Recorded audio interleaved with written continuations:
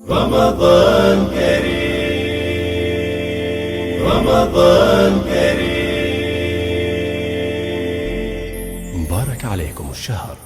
اگر ہم روز کا صدقہ سکوں کی صورت میں نکالیں اور مہینے کے آخر میں ان سکوں کو نوٹ میں تبدیل کریں اور ان سکوں کو واپس صدقے نکالنے کے لیے رکھ لیں. دیکھیں، صدقے کا مسئلہ بھی کم و بیش خمس والا مسئلہ ہے کہ صرف نکالنے سے صدقہ نہیں بنتا، یہ ادا کرنے سے اور پہنچانے سے صدقہ، یعنی فقیر کے ہاتھ میں پہنچے گا تو صدقہ بنے گا. اچھا، اس میں آغا سیستانی کی ذاتی اجازت بعنوان حاکم شرع کی کوئی اہمیت نہیں ہے، اس کا کوئی فائدہ نہیں ہے. اب اس کا ایک طریقہ تو یہ ہے کہ آپ روز نکال لیں، روز پہنچائیں.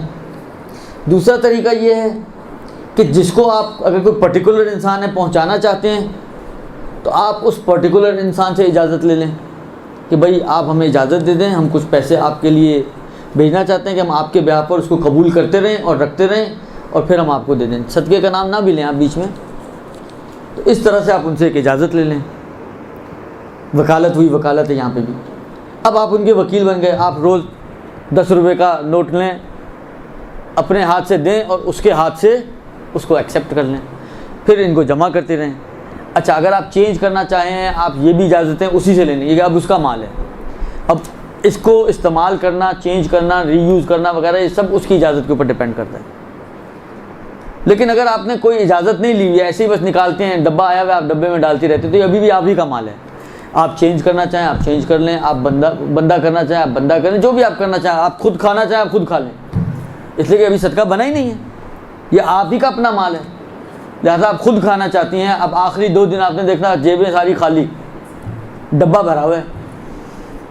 آپ نے کہا چلو 2 دن تو گزارنے، اب وہی آپ کھانا شروع کر دیں، کوئی حرج نہیں ہے، اس لیے کہ صدقہ بنا ہی نہیں ہے ابھی تک. یہ ابھی بھی آپ ہی کا مال ہے. آپ کا مال بجائے اس کے کہ آپ کی جیب میں ہوتا، وہ اس ڈبے میں پڑا ہوا ہے، آپ اس کو استعمال کر سکتی ہیں.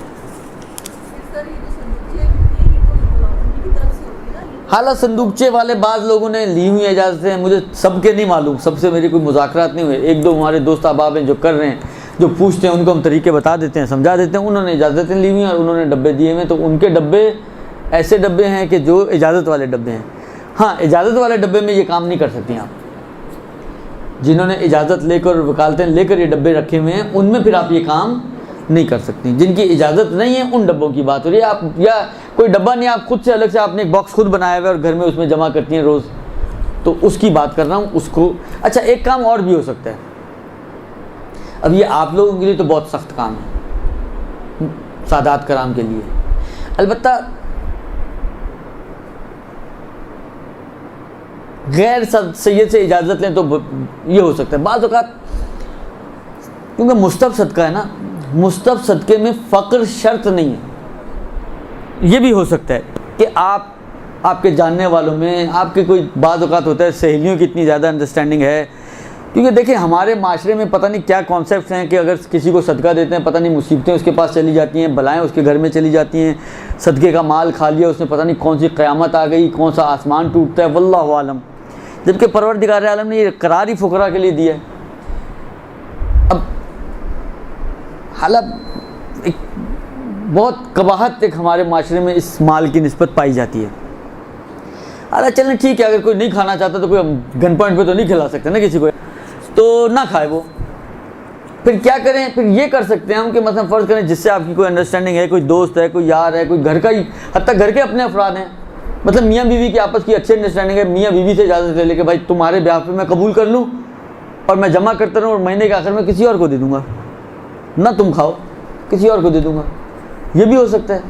تو آپ یہ بھی کر سکتی ہیں کہ کسی اور سے، آپ جو آپ کی جان پہچان میں ہیں، جس سے آپ کی انڈرسٹینڈنگ اچھی ہے، ان سے آپ اجازت لے لیں، ان کے لیے پھر جمع کریں، یعنی ان کی وکالت ہوگی آپ کے پاس، ان کے لیے آپ جمع کریں گی. پھر اگر وہ کہیں آپ مجھے لا کے دیں، آپ کو دینا پڑے گا. اگر وہ کہیں آپ جہاں مرضی دے دیں تو آپ پھر جہاں مرضی اس کو دینا چاہیں دے سکتے ہیں. پھر یہ کام آپ کی مشکل حل ہو سکتی ہے.